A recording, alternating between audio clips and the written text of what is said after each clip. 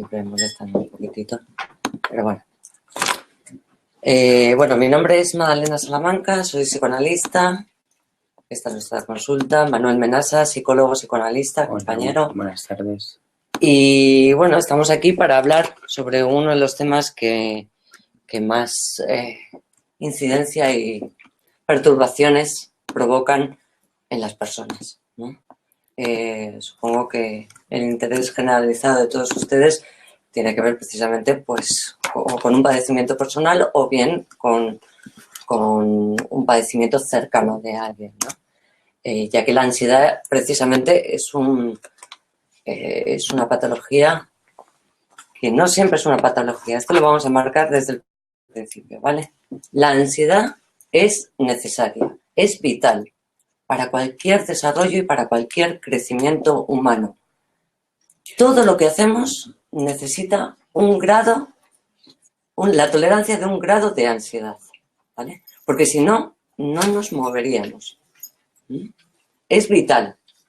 El problema es que cuando esa herramienta que tenemos tan poderosa y que nos hace crecer y progresar, ¿no?, se convierte en algo patológico. O sea, la convertimos en algo que sufrimos, en muchos casos, psíquicamente solo y en otros casos corporalmente, ¿vale?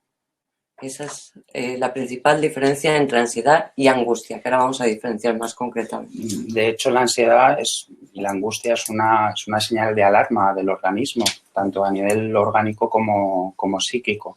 Nos prepara un poco para una situación o bien de peligro o una situación donde tengamos que estar alerta a los estímulos externos y entonces, evidentemente, es algo bueno, ¿vale? En cierta medida de hecho, como decía Magdalena, es el impulso que nos anima a hacer las cosas. Bueno, tenemos un examen, por ejemplo, pues vamos a sentir esa ansiedad, vamos a sentir esa angustia, ¿no?, que nos va a facilitar o que nos va a impedir a clavar los codos, como quien dice, ¿no? Con todas las cosas de la vida también va a pasar esto. Vamos a tener que tolerar cierto grado de angustia, ¿vale?, para poder realizar las cosas. Esto es muy importante, ¿no? Que hay una ansiedad buena, hay una ansiedad adaptativa, hay una ansiedad del organismo que nos ayuda a hacer pues, las actividades tanto diarias como las grandes o las importantes actividades que cada uno tiene en su día a día, ¿vale? Cualquier cambio, ¿no? Por ejemplo, inicio un nuevo trabajo, inicio una nueva relación, inicio un proyecto de vida común con una persona, todo eso provoca cierto que decimos, oye, estoy nervioso, es que estoy inquieto, estoy no sé qué, ¿no? Esa es la ansiedad que decimos que es necesaria, ¿vale? Y que además no solamente nos anima a hacerlo, sino que nos impulsa, es como una energía, ¿no?, que nos lleva por ese camino, ¿no? Precisamente cuando no seguimos ese camino que la angustia vital nos lleva a hacer, es cuando la padecemos, ¿vale? Cuando vamos en contra de nuestro propio deseo o de nuestro propio camino ya que estamos desarrollando, ahí es cuando aparece la palpitación, la sudoración, ¿no?, el ahogo, la presión precordial, ¿no? Ahí aparece. Que ahí sería también la diferencia que hacemos entre angustia y ansiedad tiene que ver con lo que apunta Magdalena, ¿no? La ansiedad es más un malestar psíquico, ese hormigueo que tenemos en el cuerpo, ¿vale? Es como si fuera totalmente psicológico. Las dos son psicológicas, evidentemente, pero la angustia se siente en el cuerpo, ¿no? Con lo que decía Magdalena, esa es la palpitación, la sudoración, nos aumenta el ritmo cardíaco. Todo eso tendría, para diferenciarlo un poco, aunque en el taller vamos a estar hablando de angustia y de ansiedad un poco indistintamente.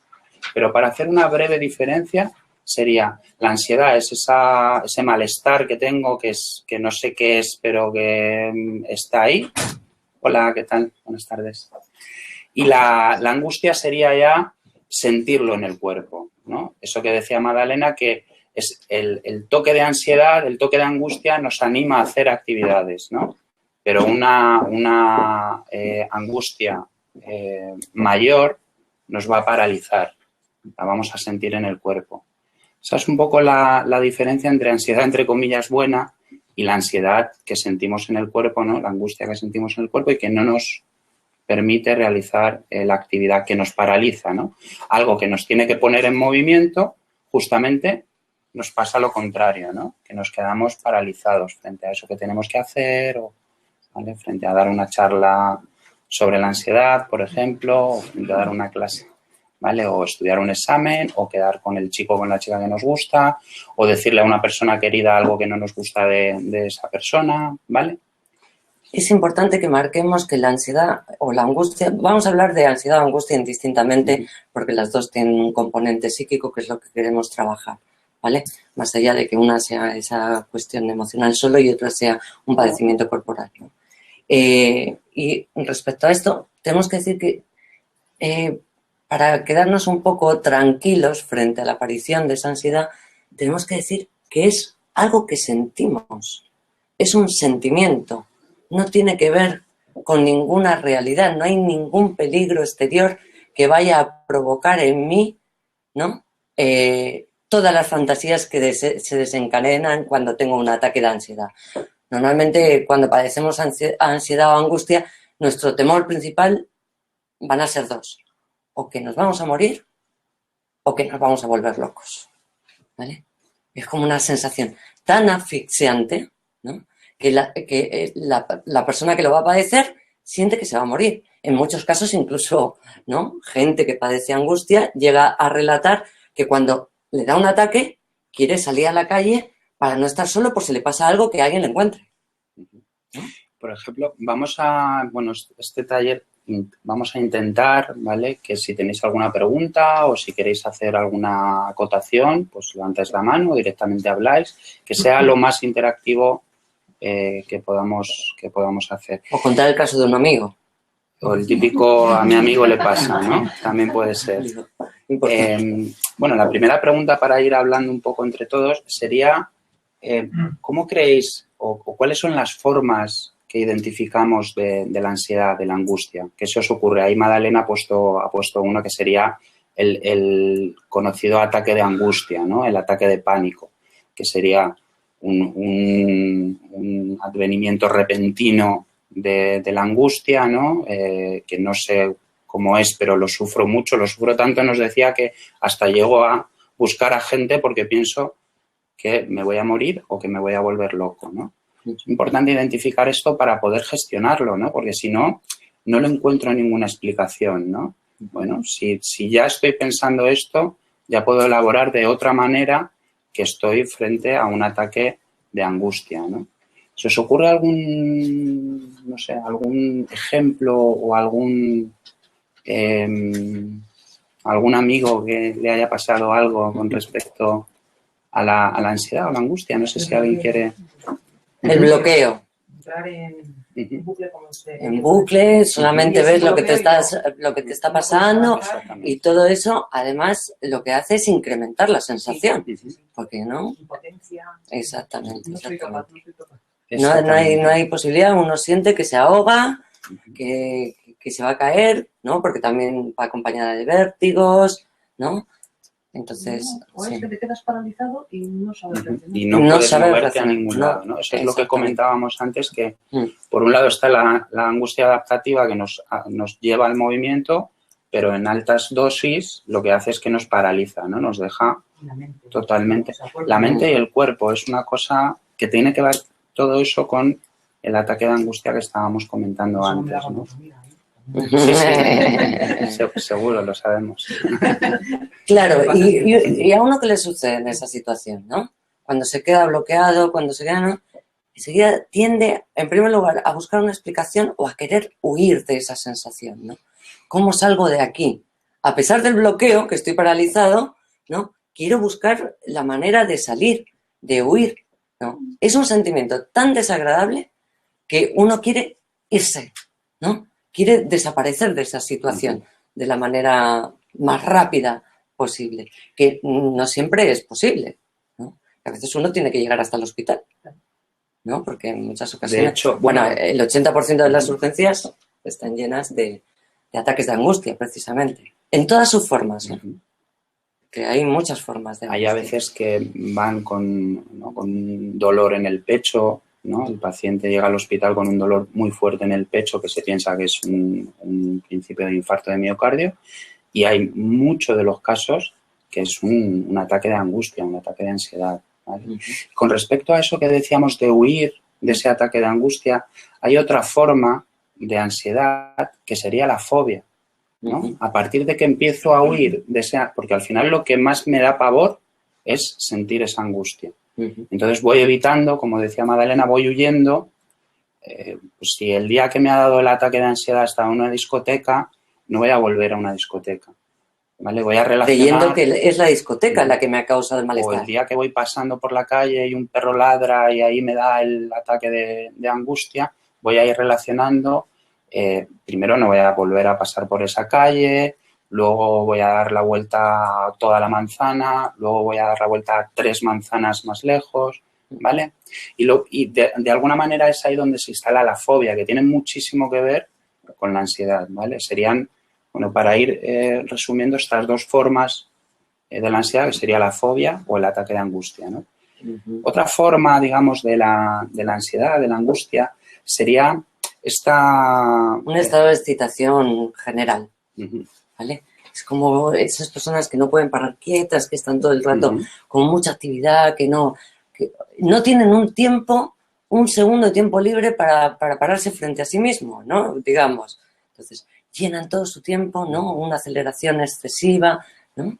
No disfrutan del momento, claro. No disfrutan del aquí y ahora, están todo el rato proyectando hacia el futuro, están buscando las expectativas, ¿no? Buscando qué es lo que va a pasar al paso siguiente, porque no toleran la incertidumbre, que luego ya lo veremos, que tiene mucho que ver con la producción de la ansiedad, de la angustia, y digamos que son estas personas que no paran quietas, ¿no? Como decimos la expresión tan castellana, ¿no? Y es muy curioso porque no quiere decir, hay que diferenciar una persona que se inquieta.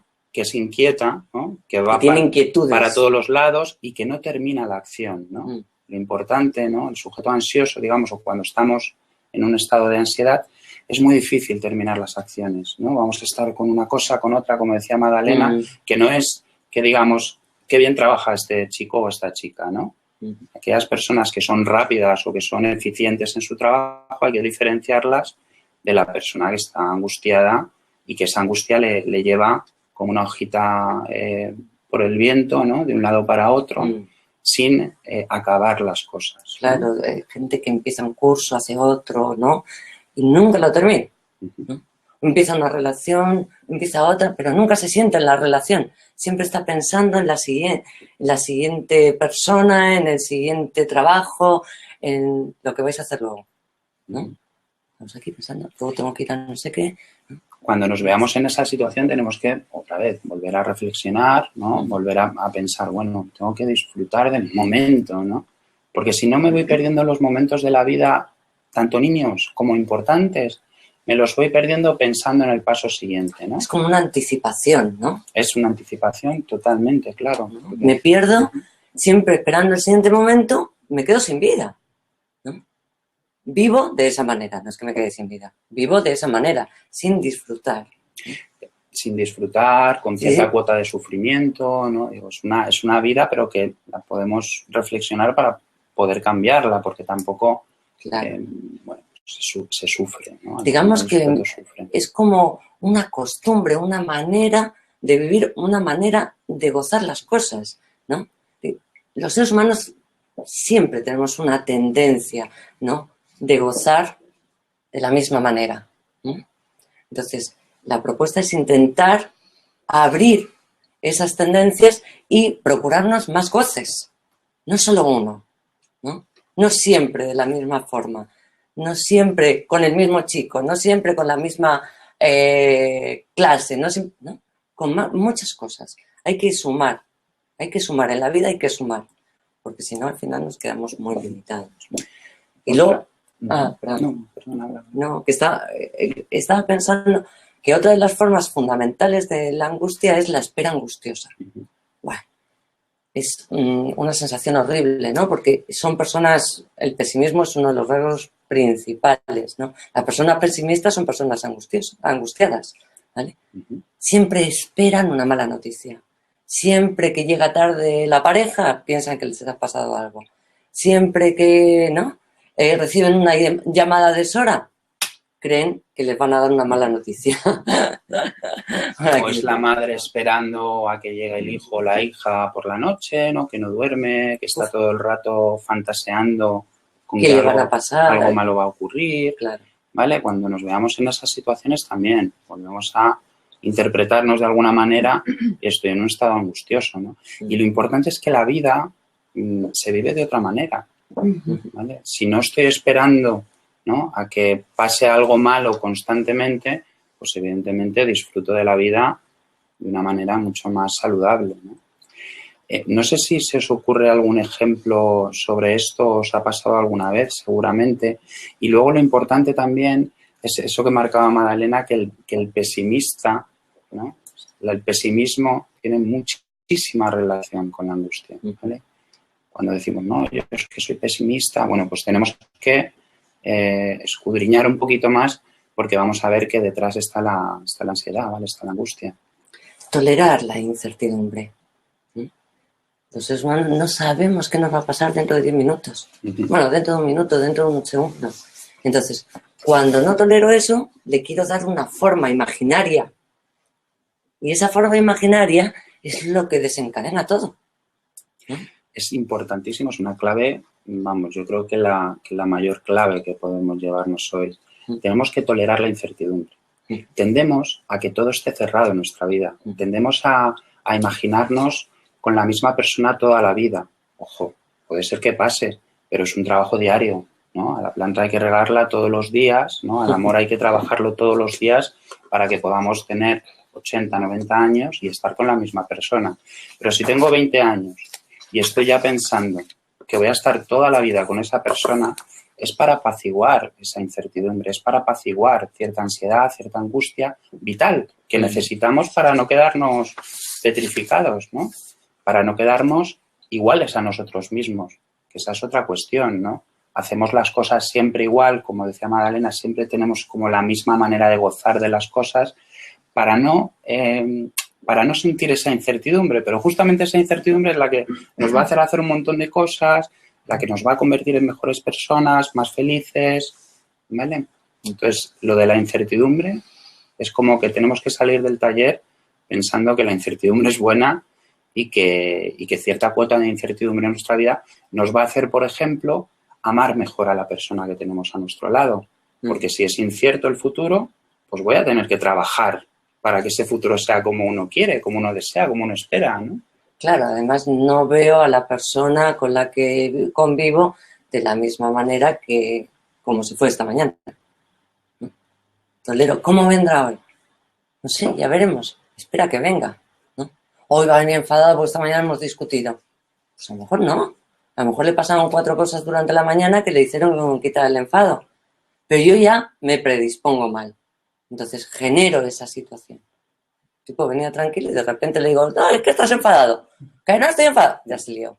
Otra vez, ¿no? ¿Ves? Entonces, no saber qué va a pasar, ¿no? Aprender a esperar el momento, disfrutar el instante, ¿no? Lo que estamos viviendo ya pasó, ¿no? Ahí tenemos que estar, ¿no?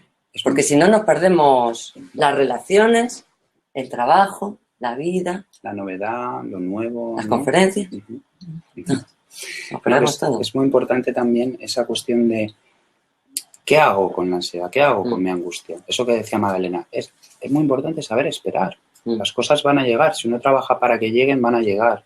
Pero si nos anticipamos, al final perdemos la cita o perdemos la entrevista de trabajo a la que hemos ido o nos enfadamos con la pareja, ¿vale?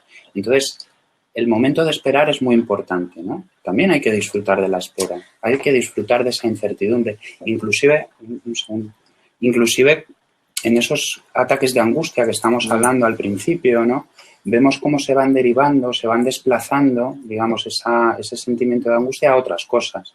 ¿A quién no le ha pasado que sentía un momento de angustia plena y iba furulando por la casa y ha llegado a la nevera, la ha abierto y ha empezado a comer desesperadamente, ¿vale? Hasta que se le calma esa angustia, ¿no? Entonces, esas comilonas que nos damos muchas veces, ¿vale? Tienen que ver con no tolerar la angustia, ¿vale?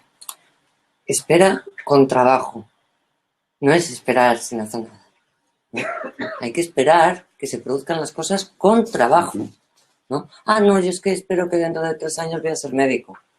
Bueno, en primer lugar, en 3 años no eres médico. En segundo lugar, te tienes que ir a anotar a la Facultad de Medicina, ir a las clases, hacer las prácticas, ¿no? Tienes que hacer todo eso, porque si no, es todo imaginario otra vez. Claro, ¿no? es muy importante. Es uno de los mayores goces, ojo. Pensar, pensar, pensar, pensar.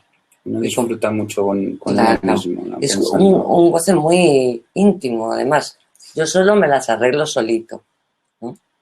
Claro, en el ejemplo ese de la pareja, ¿no? Que ha discutido por la mañana o cuando estamos esperando al amigo o a la pareja o al familiar, a partir de ahí, ¿no? Se nos empiezan a ocurrir un montón de fantasías sobre va a venir, no va a venir o por qué no viene, con quién no está, ¿vale? Esa espera no puede ser pasiva, tiene que ser activa, como decía Magdalena. Tiene que ser, bueno, estoy esperando a mi pareja, pero cojo un libro y leo, o escribo un poema, o voy llamando a un amigo, o voy haciendo una actividad mientras espero. No puede ser, le estoy esperando y me pierdo un trozo, como quien dice, de mi vida, ¿no? Porque seguramente cuando llegue no lo voy a pasar bien, o voy a montarle una escena de celos, o voy a pensar que no me quiere porque ha llegado tarde, o un montón de fantasías que se nos ocurre estando a solas que tenemos que evitarlas, por un lado. ¿Y cómo se evitan? Pues haciendo una espera activa. ¿Vale? Claro, llega ella de una reunión que ha salido hasta arriba de la reunión, no ha podido avisarle y el otro está diciendo, seguro que está con el jefe, seguro que está con no sé quién. Y cuando llega, ya tenemos un problema ahí, ¿no? Porque se ha dejado llevar, ¿no? En esa situación angustiosa por una historia. Porque una de las características fundamentales de la angustia es que necesitamos calmarla. Entonces, esto es muy importante. Cualquier cosa sirve para calmar la angustia. Igual que se detona con cualquier cosa, se calma con cualquier cosa. Entonces, en cuanto yo encuentro una explicación satisfactoria, chao, ya está, estoy calmada. Me es infiel. O voy a la cocina y tengo un atracón, o Bueno, etcétera, etcétera, ¿no? Pues también es muy importante recordar, ¿no? La incertidumbre, ¿no? Es un estado muy bueno del ser humano que nos anima a hacer cosas, pero a veces no tolerar la incertidumbre, bueno, pues crea esos estados de ansiedad, de angustia, que ya los sentimos. Cuando los sentimos, como decía Magdalena al principio, ya es perjudicial para el sujeto, ¿vale? Para la persona. Aparte es un trabajo enorme, ¿no? Un padecimiento como la angustia. No penséis que es que yo me angustio y no estoy haciendo nada. Sí, estoy actuando de forma pasiva, pero activamente. Participo, ¿no? Porque muchas veces podemos pararla. Muchas veces. Y sabemos hacerlo, además, ¿no? Empezamos a sentirnos mal y sé lo que me puede calmar la angustia. Bueno, me voy a hablar con la vecina. Bueno, me voy al gimnasio. Bueno, me voy a... ¿no? A donde sea. O tengo otro pensamiento. No, voy a renunciar a este pensamiento porque no me lleva por buen camino. Separarla. Lo que pasa es que a veces, como hemos dicho, también en esa situación conseguimos una satisfacción. Que dirán, ¿pero cómo vas a conseguir una satisfacción en un ataque de angustia con lo mal que se pasa? Bueno, digo, fíjense, sencillo. Hay una similitud espantosa entre lo que es un ataque de angustia y la excitación que se produce en un encuentro sexual. Sudoración, palpitación, aceleración respiratoria, ¿no? Estado de inquietud. Hay una satisfacción que no podemos entender, ¿vale? Pero que está actuando de forma inconsciente en todos nosotros cuando sucede, ¿no? Cuando sucede. Por eso que es una energía, lo hemos dicho, ¿no? Es una energía que viene utilizando, nos lleva por un buen camino, ¿no?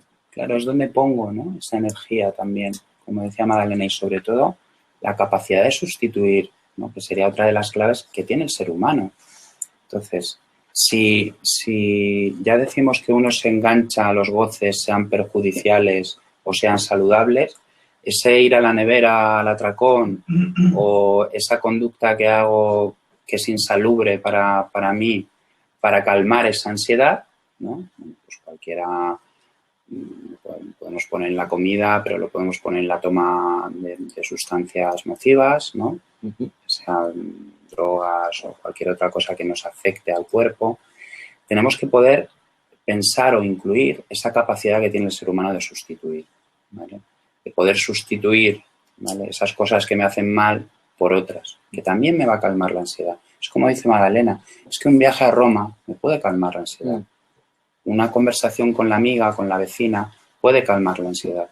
Y es mucho más saludable tener una conversación, que esa es otra de las claves que podríamos apuntar, que es hablar. Hablar. El ser humano necesita hablar, y sobre todo en estos momentos cuando siente todos estos padecimientos, ¿vale? Sí, porque realmente es donde se diluyen las cosas, ¿no? También es cierto que no hablar con cualquier persona ayuda a calmarse, ¿no? Hay personas que precisamente lo contrario. Te dejan peor. Claro, te dejan peor, ¿sabes qué pasa? exactamente. Que también lo elige uno, Claro. ¿no? Es como cuando tenemos un problema y vamos o bien al psicoanalista, que ahí sabemos que se van a tratar los problemas, pero también hablamos con el amigo, justo como lo has dicho tú, ¿no? Con el amigo pesimista, o con el amigo alarmista, o con el amigo moralista que nos va a decir estás loco o loca por desear a otra persona, yo qué sé, ¿no? Entonces también uno, ya desde la elección de con quién hablo, ya estoy haciendo una elección previa, ya sé lo que me va a decir. Si voy a contarle a mi madre las guarrerías que hago por la calle, pues evidentemente me va a tratar mal, ¿no? Me va a generar, pues, si quiero que me genere culpabilidad, pues voy a hablar con los amigos que sé.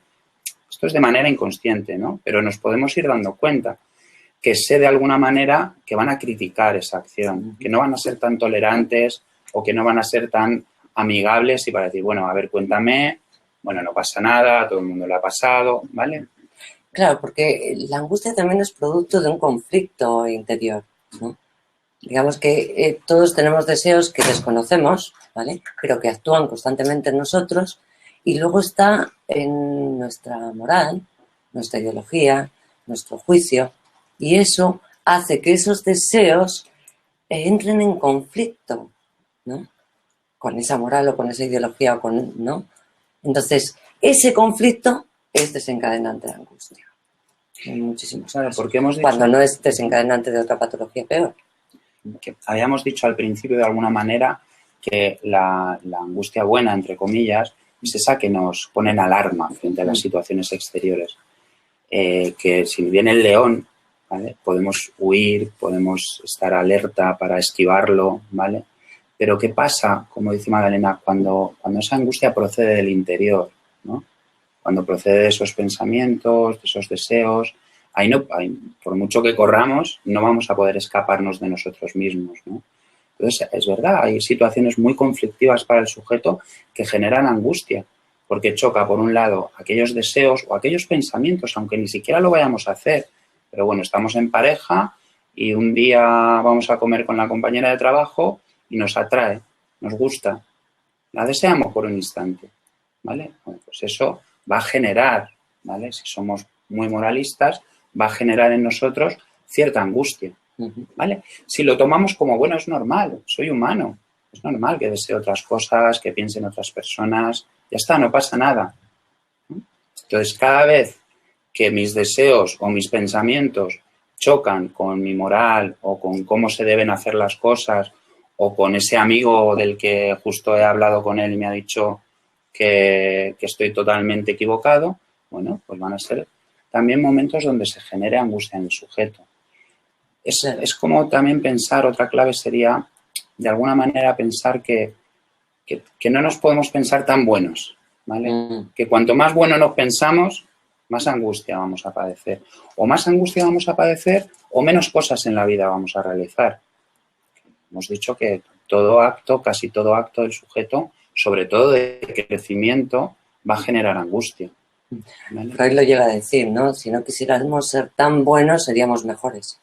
Claro. Primero con nosotros mismos, que es lo fundamental, porque a veces queremos cambiar situaciones intentando cambiar las personas que están a nuestro alrededor y realmente, si cambiamos nosotros, todo cambia, ¿no? Todo mejora, porque evidentemente nosotros, al cambiar nuestra mirada, todo se recoloca, todo se recoloca.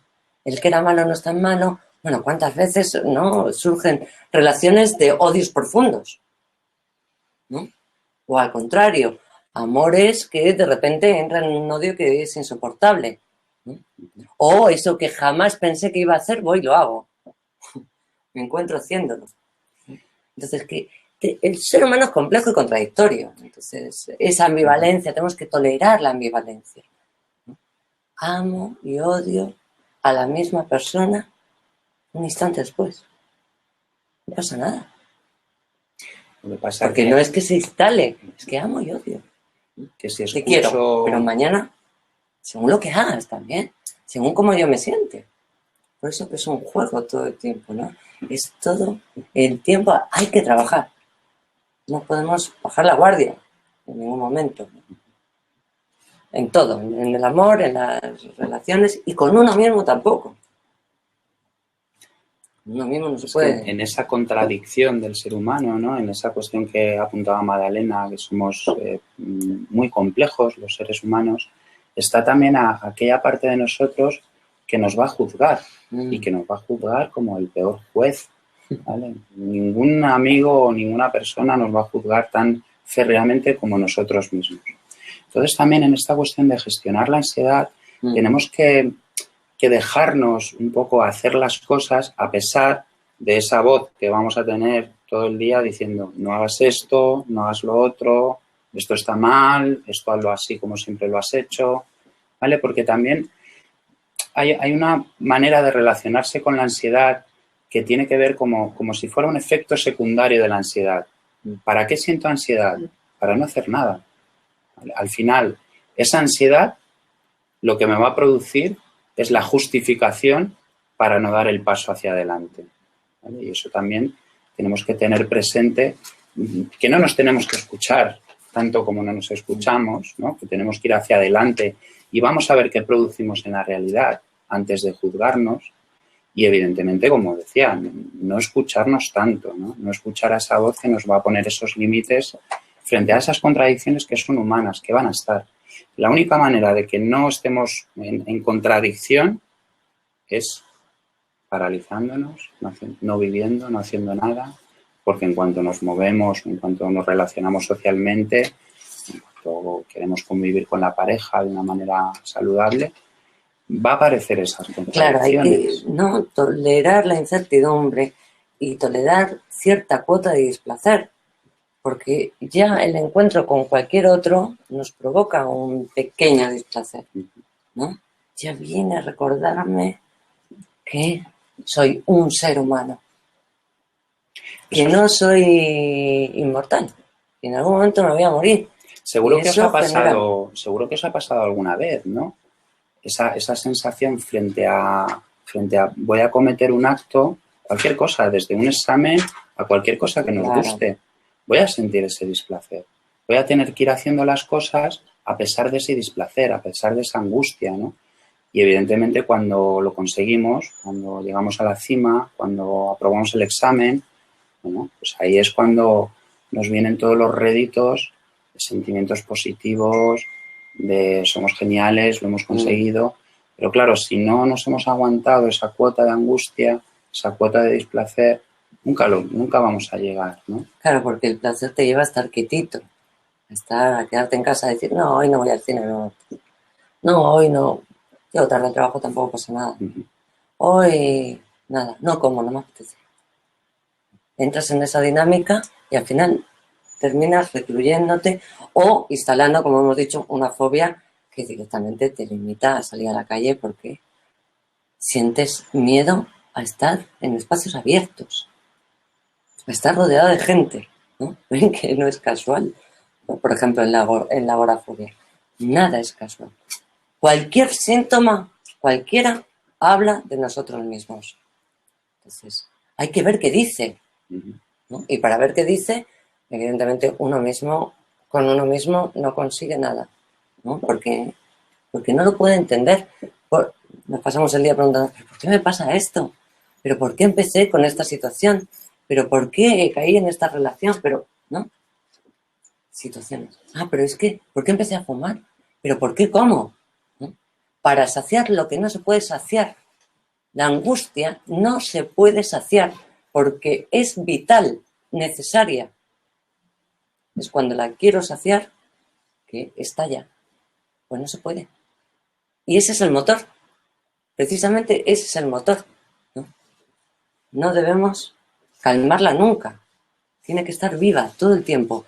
Pues para que me lleve a progresar, para que me lleve a mejorar, ¿no? O para que me lleve a vivir día a día, que tampoco hace falta progresar y mejorar, no es necesario, ¿no? Uno está feliz con su situación, ya está. No pasa nada. Estoy feliz con mi relación, ya está. ¿Por qué tengo que, no? Lo que pasa es que, bueno, que si soy capaz de darle una vuelta al asunto y poder encontrar en mi relación cosas distintas, pues me va a ir mejor. O poder encontrar dentro de mi profesión algunos matices, pues me va a ir mejor. ¿No? O quiero cambiar de profesión. Pues, oye, cualquier cambio tiene que ser para bien, ¿no? Pero a veces hacemos cambios que son para mal. Y muchas más veces no hacemos el cambio por esa angustia, ¿no? También. Queremos ser iguales a nosotros mismos la mayor parte del tiempo, ¿no? Queremos, solo muchas personas, yo soy así, ¿no? No me va a cambiar nadie, no me va a mover nadie. O llevamos 15 años con nuestra pareja y decimos, no, es que siempre hemos sido así, igualitos, como cuando teníamos 15 años. Bueno, pues hay que plantearse, hay que reflexionar. Primero, que seguramente será mentira eso, ¿no? Y segundo, que si no te has movido durante 15 años en una pareja, que la pareja está viva, que se tiene que mover, que tiene que cambiar, que tiene que modificarse la relación, todo eso, la mayoría de las veces, es por no sentir esa angustia frente al cambio. Cualquier cambio en la vida nos va a generar angustia, ¿no? Como decía Madalena, a veces son cambios a peor, a veces a mejor. Depende de cómo esté amigado con mi angustia, van a ser cambios a mejor, ¿vale? Cuanto más tolere ese sentimiento, bueno, pues voy a poder hacer esas cosas. Lo de cambiar de trabajo, ¿no? A veces para las personas es totalmente imposible pensarse en otro trabajo, actualmente pensarse con trabajo también, pero de alguna manera él o ella sabe que lo necesita, sabe que tiene que dar esos pasos, ¿vale? Pero esa incertidumbre, esa cuestión, ese miedo a lo nuevo nos impide hacer esos cambios, ¿no? Claro, pero con trabajo todo es posible, ¿no? Hay que saber que todo es un trabajo hasta esa situación. Ese estado requiere un trabajo enorme, ¿no? Por ejemplo, digo, como decía, ¿no? Ahora hay muchas personas pues, que tienen una situación que no tienen trabajo. Su trabajo es buscar trabajo. Hay que ponerse a buscar trabajo. Y esa tiene que ser la premisa del día, ¿no? No. Hay situaciones donde la persona se queda diciendo, no. Ya vendrá, yo es que busco trabajo. Buscar trabajo es meterse en LinkedIn. No digo que no sea efectivo, pero hay que hacer más pasos. No puede ser un paso, son muchos pasos. Porque si no, entramos en angustia. Entramos en una situación de sí, bueno, encima me acomodo, me quedo ahí detenido. Ya no hay quien me saque, ¿eh? Depende del tiempo que lleves, no te saca nadie. No te saca nadie. Yo es que soy así, que soy un desastre. Al final entra en depresión, entra en... Que la enfermedad es una solución. En muchísimos casos. Entonces, hay que ver por qué uno busca esa solución, pudiendo buscar otras. Y nos gustaría que hablarais. Eso iba a decir. Porque, ¿Tenéis alguna pregunta, alguna reflexión o queréis compartir algo con nosotros? Quiero saber si al margen de todo lo que estamos tratando, puede haber algún componente o algo de rasgos de personalidad, es decir, que no haya realmente, a veces, angustia, no sabes, ¿por qué la tengo? O no sabes, no sé, es que no sé, tengo angustia y no sé por qué no sé. Es que, claro, Es un poco absurdo lo que planteo, ¿no? Dices, es un estado que dices, normalmente buscar el porqué de las cosas no te ayuda a cambiar ninguna ya, pero te situación. sientes así y quieres saber por qué. Es decir, porque Claro. si racionalmente no hay Encontrar nada, una justificación que hemos sí, dices, dicho. bueno, ¿por qué? Entonces pregunto, y dices, pues no le hago caso, que a ver si mañana estaré mejor, Ajá. o es que yo soy así, no. No, Igualmente, uno no es de ninguna manera. creo, un rasgo. Hay tendencias, digamos, que uno tiene tendencias a repetir determinadas situaciones que, como hemos dicho, resultan conocidas. No vamos a decir gozosas, vamos a decir conocidas. Entonces existe esa tendencia. Pero claro, si uno descubre que esa tendencia está en uno y que precisamente esa tendencia es la que te lleva a esa situación, bueno, trabajemos para intentar modificar esa tendencia, eso que te lleva a repetir constantemente una situación angustiosa en tu vida. Pero sí se puede cambiar, ¿no? Claro. Hay que ser siempre del lado de que los humanos podemos cambiar y podemos gestionar eso que nos pasa de otra manera. Para cada quien va a ser diferente, porque sí que somos, los humanos somos semejantes, pero somos diferentes, ¿no? Entonces, esos casos, no es que la angustia no tiene rostro, ¿no? Decíamos, empieza sin rostro, sin el saber por qué, no la puedo identificar, no sé por qué me pasa, no sé, ¿vale? Pero realmente pasa por algo.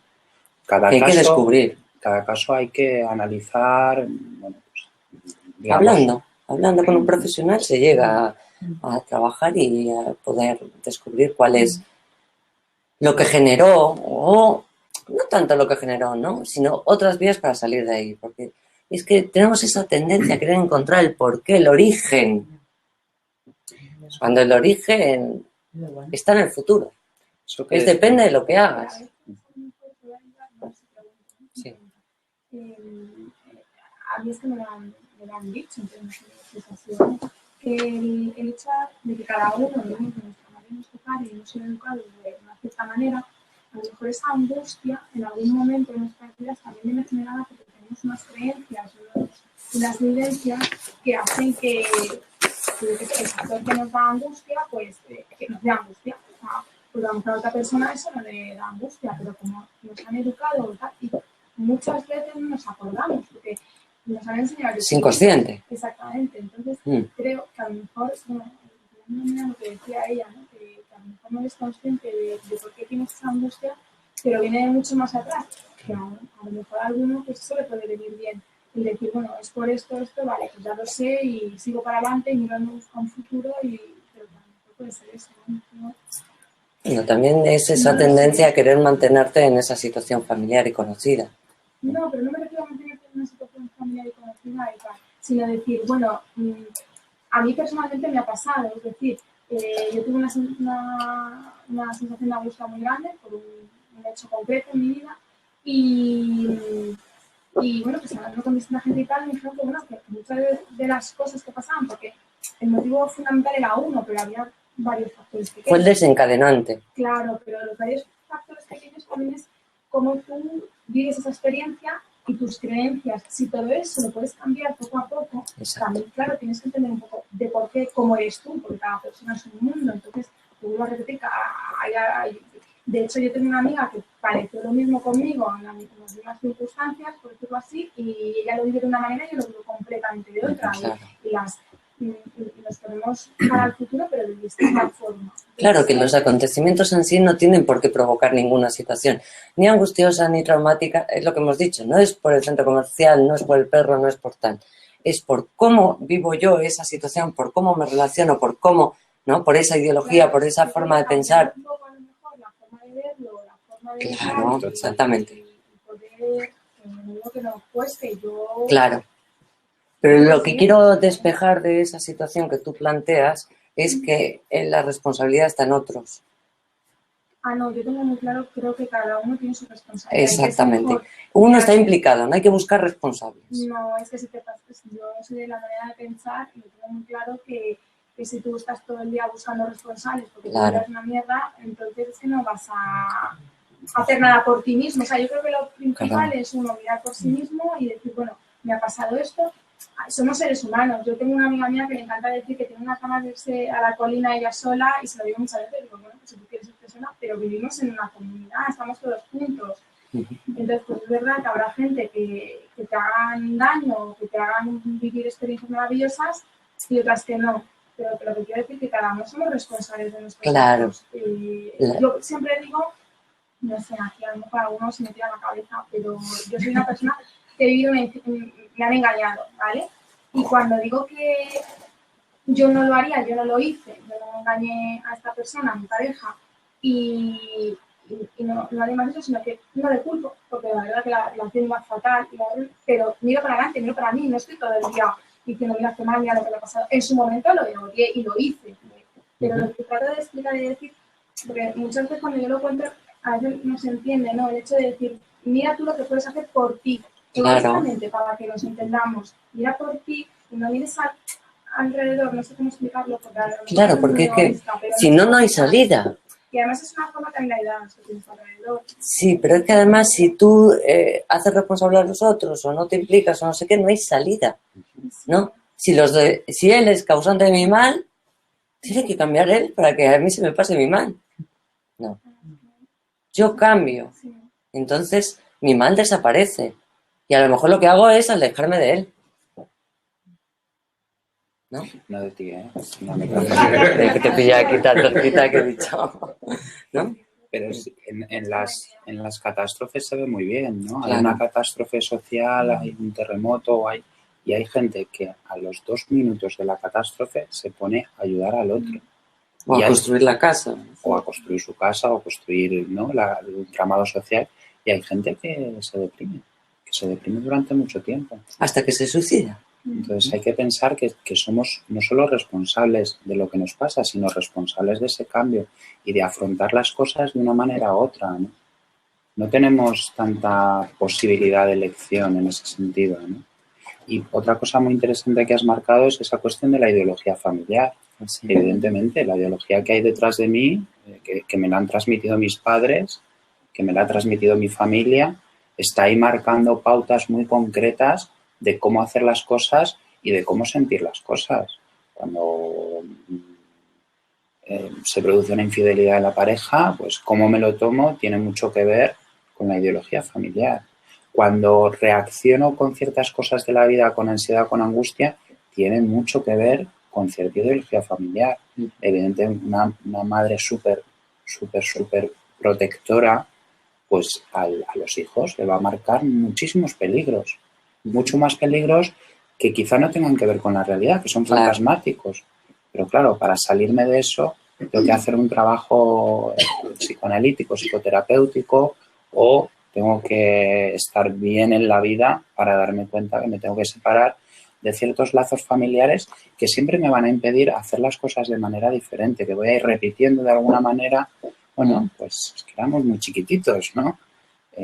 Estábamos muy desamparados en esos momentos. Ahí nos sirvió, pero luego no nos puede servir, ¿no? Y es muy curioso lo que has dicho también de la infidelidad, porque hay que preguntar los porqués, ¿no? No que la infidelidad sea un ente separado, no que la angustia o que la ansiedad sea un ente separado. Siempre hay un sujeto ahí que le está pasando esas cosas. Entonces, a veces, la infidelidad tiene que ver con que la relación iba fatal, y en vez de sentarnos, ¿no?, como responsables de nuestras cuestiones y decir, oye, esto va fatal, hay que dejarlo, o hay que hacer algo o hay que dejarlo. En vez de esa conversación que nos ahorramos, que nos cuesta, ¿no?, nos cuesta que al final las cosas sean de una manera mucho más abrupta, que al final se produzca una infidelidad y se rompa la pareja, ¿no? Pero muchas más personas que han pasado por ese trance que continúan en la relación que las que no. Entonces, ni siquiera los actos concretos tienen un sentido a priori. Tienen sentido cuando vamos hablando sobre eso, cuando vamos viendo qué producimos con eso y cuando vamos viendo qué hacemos con eso, ¿no? O nos quedamos sentados en nuestra casa apenados, que sí, que hay fases. Estamos un año apenados por eso que nos pasó, ya es una cuestión de elección del sujeto, ¿no? Entonces, por eso leer siempre las cosas que nos pasan, ¿no?, desde ese sujeto que está viviendo eso, por qué lo está viviendo, para qué lo está viviendo, para qué es eso. ¿Te doy la patada en la espinilla para qué? ¿Para hacerte daño o para llamar tu atención? ¿No? Hay que preguntarse el para qué de las cosas que nos pasan. No los porqués. ¿Para qué? ¿O para quién? ¿Para quién hago esto? ¿Para quién? ¿No? ¿Para qué? ¿Qué consigo haciendo esto? ¿Por qué no me lleva a ningún? Muchas veces también está la comunicación en la pareja o incluso con amistades o amigos, dependiendo de la relación de lo que pase, ¿no? Que también se quede la angustia, también por eso, porque a veces no comunicamos, porque muchas veces no es lo que lo llaman una relación, lo difícil de amigos o de pareja o lo que sea, sino que a lo mejor uno de los dos, pues por miedo a decir o por miedo a tal, no se atreve a decirle a esa persona amigo o tal, algo, y entonces pues, lo hace por otro lado y sigue con esa relación. Es que comunicarse no es tan sencillo. Digo, porque comunicarse no es lo que hacemos, que es hablar y no sé qué. Comunicarse es ver qué le pasa al otro, qué piensa el otro, y por mucho displacer o por mucha incomodidad que me produzca, ¿no? Escuchar lo que dice. Normalmente, cuando escuchamos desde lo que conocemos, ¿no? Casi todos en este momento estamos pensando en lo que nos ha pasado, en lo que no imaginarizando lo que ya conocemos. Digo, poder escuchar lo que estamos diciendo sin compararlo con nada, eso, ¿te imaginas lo que sería comunicarnos así? Digo, evitaríamos el 90% de los conflictos que hay. O leer un libro sin querer pasarlo por mí, ¿no? Ah, mira, lo que dice aquí es que lo vi el otro día en otro libro que leí, ya lo estoy perdiendo. Me estoy perdiendo eso. Es como cuando le damos un beso a un chico o a una mujer y lo comparamos con el beso que le dimos al anterior. Estoy en el anterior, no estoy en el beso actual. Me lo pierdo. Me pierdo eso. Y en las conversaciones es así, Otra cosa importante que decías, ¿no? Es esa cuestión que si no hago las cosas como me vienen, que si no tengo esa conversación con ese amigo que tengo que tener o con la pareja, al final se va a desplazar, los sentimientos se desplazan, ¿vale? Si no hago lo que tengo que hacer en ese sentido, lo que me da por hacer, que es hablar tranquilamente con el otro o no, o hablar con cierto grado de agresividad o con cierto grado de enfado, al final los sentimientos van a salir, por un lado o por otro. Se van a convertir en angustia o voy a estar enfadado todo el rato, ¿vale? Pero me voy a vengar. O me voy a vengar, pero es muy importante pensar que de las cosas humanas no podemos huir, que es que no podemos huir. Voy a hacer una pregunta. Sí. Y vamos a ir terminando. Yo, Con tu pregunta. Lo que me ha pasado últimamente es que el estrés y la angustia que me aborda es porque me importa lo que piensen los demás. Y francamente hace tiempo es que me valía mucho, ¿sabes? No me importaba lo que la gente pensara de mí y era muy feliz de esa manera porque me consideraba una persona responsable de mis actos sin afectar a nadie, a terceros, ni mucho menos, y haciendo lo que tenía que hacer. Pero ¿qué ha pasado? Que ahora me siento responsable de querer agradar al resto. Y entonces cuando el resto me señala porque no hago lo que el resto ve correcto, simplemente me juzgan como responsable. Y me siento, pero atacada total. Es que me siento en el banquillo de acusados. Es como decir, pero si yo estoy siendo responsable de mis actos y me los como sola. A ver, yo soy una persona que creo en mí, que confío en mí y que quiero seguir con mis ideales. Y la gente, me ofrecieron un trabajo, no me gustaba y dije que no. Y la gente se me echó a la yugular. Es que toda la gente a mi alrededor fue decirme, tú poco más y estás loca. Es que no piensas, es que no valoras. No, perdóname. Sí pienso, sí valoro, analicé mi situación, soy responsable, tengo para afrontarlo y quiero seguir adelante buscando lo que yo quiero. Eso no me hace ser irresponsable según yo. Pero me he metido en una dinámica de que el resto ahora te dice, pues a ver si encuentras trabajo, pues las cosas están tan mal, pues a ver si puedes, que es una angustia y una zozobra de culparme a mí misma de decir, ya de verdad no sé si perdí la razón y soy irresponsable o de verdad me volví loca. Me estoy volviendo loca porque yo interiormente no le pido dinero a nadie, soy responsable de mí, nadie me mantiene como para decir yo puedo resolver las cosas. creo que el que no tiene independencia económica no es una persona responsable. Pero si tú eres una persona responsable de ti, ¿por qué me tienes que juzgar de esa manera y no te pones en una actitud de empatía conmigo? No lo sé, es que de verdad es una angustia y una zozobra por dentro que siento fuego. Y bueno, vas a tener que investigar Siento sobre fuego. ti, porque realmente habría que ver qué te lleva, Sobre ¿no? todo dos cuestiones, ¿no? Lo que has Exacto. dicho también, la cuestión de que antes no me pasaba, ¿no? Sí, antes Es no que me antes- pasaba y ahora me pasa, es que algo ha pasado, ¿no? Ha habido un cambio en ti que es el que hay que ir, investigar, ver los porqués, los para qué, ¿no? ¿Por qué una mujer que antes no se sentía, ¿no?, insegura con las reacciones de los otros, ahora se siente? Eso por un lado. Y por otro lado, cuando contamos las cosas también, hay mucha gente que lo toma como para él. Entonces, claro, hay mucha gente insegura, hay mucha gente que no haría lo que has hecho tú, hay mucha gente celosa de eso que has hecho tú, envidiosa de eso que has hecho tú, hay mucha gente que está agarrada a un clavo ardiendo y no puede soltarlo, y cuando tú le comentas eso, le generas cierta agresividad. Y esa agresividad está en forma de las frases. Y es que de verdad ¿Por qué me han haces contestado eso? de una forma muy agresiva Sí. Seguro, seguro. que no te lo imaginas ni te lo esperas, porque Y tú no has podido contestar, ¿verdad? no, Esa agresividad se ha vuelto contra ti. Por eso así. Esa agresividad contenida, ¿no? no, mi forma de Que respuesta generada- ha sido llorar e irme y decir, Claro, ese que hice malestar. mal. Claro, y estaba a punto de coger el teléfono y llamarle casi llorando a la persona que me ofreció el teléfono y suplicarle y decir, pero estoy loca, Me parece que no, había, sí que voy a ser congruente porque un alguien día se ha lo equivocado. decidí en mi sano juicio y me voy a mantener. Ahora me voy a comer las consecuencias solamente por mantenerme en pie, porque tengo que ser congruente. No puedo estar sí o no porque la gente lo vea bien.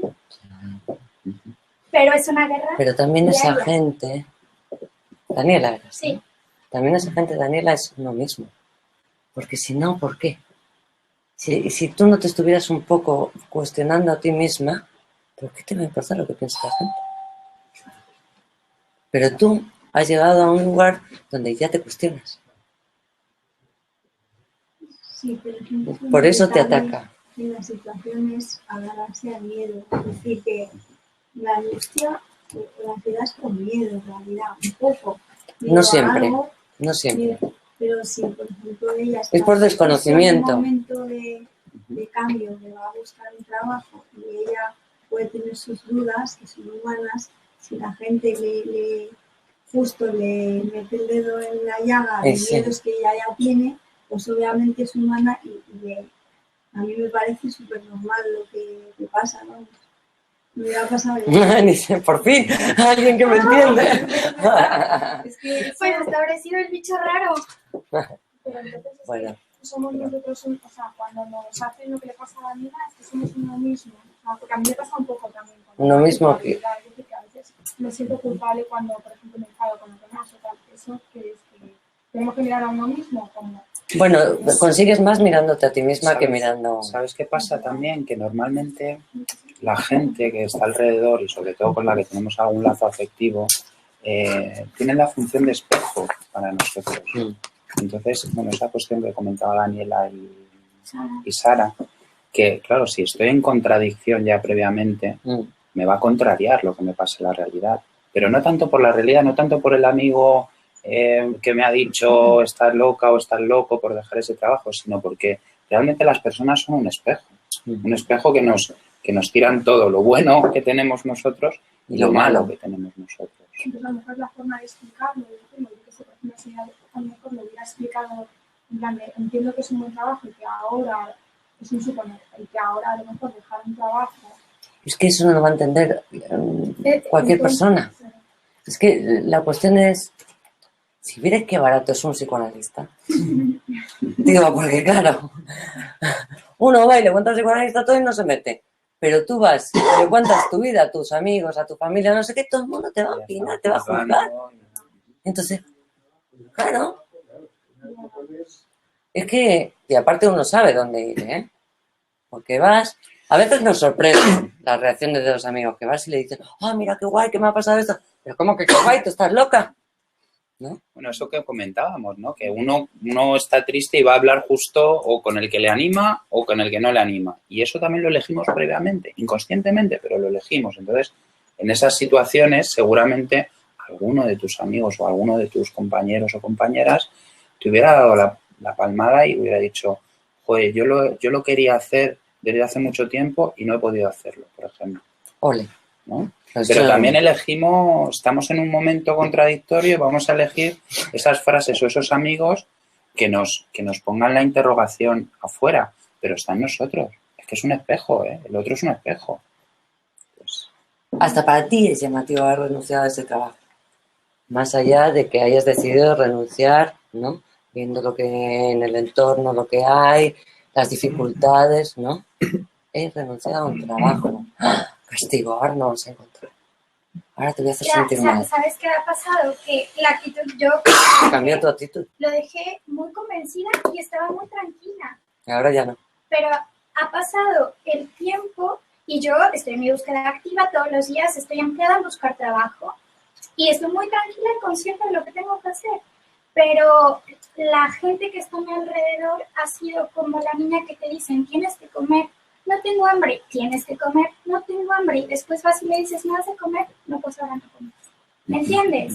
Esa es la actitud que han asumido conmigo. Sí. Es como decir, ay, por ejemplo, Castigado. estoy cansadísima porque fui a varias entrevistas, ojalá a ver si me llaman. Pues no te quejes, es lo que tú decidiste. Te estoy contando, animal, o sea, perdón, pero es como, no me estoy quejando, ¿sabes? Te estoy participando. Bueno, vamos a ir terminando. Sí. Como, Bueno, os invitamos a todos. El sábado tenemos un taller sobre sexualidad de 11 a 12. ¿Cómo Vale. mejorar la sexualidad en pareja o solos o en grupo? En un grupo. Y va a ser de 11 a 12, una horita también. Lo haremos aquí también, estáis todos invitados. Mejorar la sexualidad ayuda a mejorar casi todo, ¿eh? Si alguien Hostia, ¿no? También la angustia, también la búsqueda de trabajo. También. no hemos hablado de eso, pero la sexualidad es una fuente también de placer y de angustia también, ¿no? Uf. Ya lo hablaremos el sábado que viene. Si queréis dejarnos los datos, si alguien no los ha dejado, para que os mandemos los mailings. Aquí tenéis papelitos. Las demás actividades, la charla que hemos estado dando hoy, ¿vale? Pues nos pedís un papelito y en un momentito os cogemos los datos. Bueno, espero que os haya gustado. Nosotros hemos disfrutado mucho. En las próximas veces quizá también podemos generar un poquito más de conversación, que a mí me ha encantado esta última parte del taller, donde hemos hablado más. Y es un poco como también nos llevamos los conceptos a casa, ¿no? Hablando todos de las cuestiones que vamos pensando sobre el taller y que nos han pasado, ¿vale? Así que muchas gracias por haber venido y a